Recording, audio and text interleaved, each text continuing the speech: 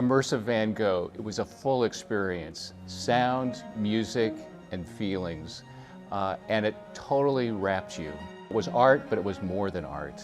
It was loud and it was beautiful and colorful, and that was the goal, was to kind of help you have this out-of-body experience. It came at such a pivotal time where people were just desperate to be together and to create beautiful memories. The credit of our board, they approved it in January and February of 21, which is really the darkest days of the pandemic.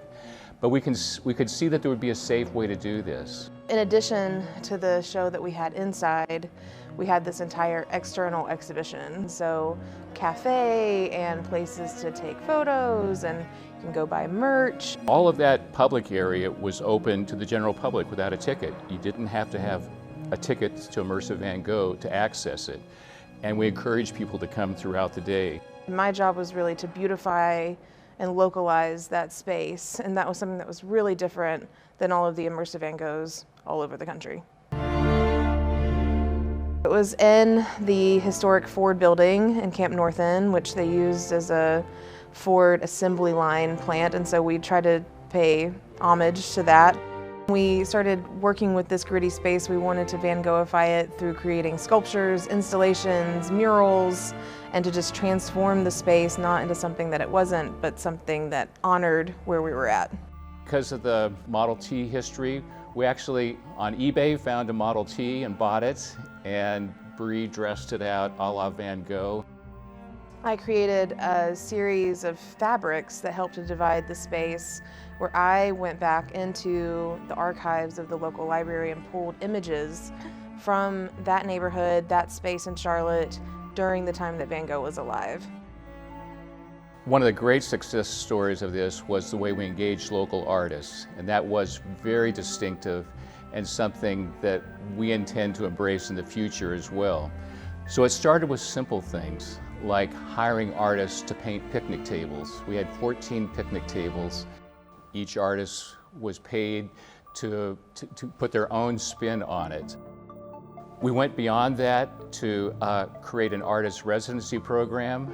They were each given 1 month slots. And the artists were actually paid to be there a minimum of 40 hours a week. In total, I actually got to hire 62 artists, and more than half of them were actually in our merch boutique shop. So we had ceramics, we had stained glass, we had hand-dyed scarves, we had all kinds of different things that the local artists got to work together to put in the boutique, which was unheard of. They had not done it in the other venues, and then actually afterwards, a lot of them got licensed to then have their work in other venues beyond Charlotte, so I got to walk the artists through that process, and in total, that venture for the artists that were in the boutique, they made about $200,000. As the run of the show continued to go on, we got a little bit more creative with things, which was really fun. Inside the space we had yoga, we had a rap Van Gogh, so a rap battle inside the space, and then I helped to host something called a 7 to Go, which is a play on a 7 to Smoke, which is a b-boy battle inside the space. We opened on June 17, 21, and it announced to be open through September 7. But we kept extending, and went on through early January. We really could have gone on much, much longer than that, but it was getting cold. We're in a warehouse without any insulation, and decided let's stop on a high. Let's stop while we're really strong and make plans to regroup.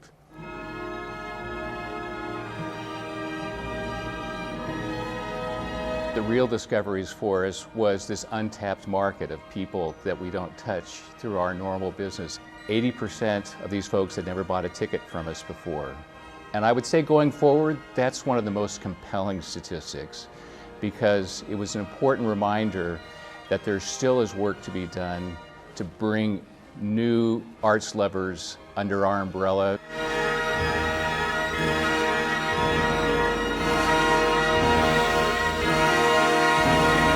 Being a part of the national conversation of galleries and spaces that are presenting these kinds of works, while also creating an incubating space for the super talented Charlotte artists who have these ideas and have these skills but haven't had the resources to present them before. So I'm excited to see kind of how those things push each other. I think what we came to find about audience engagement and the public's desire to have this kind of immersive experience where they are in the art, where they are connected to the art, that is something that's here forever. And Blumenthal intends to pursue that aggressively and make that a part of who we are.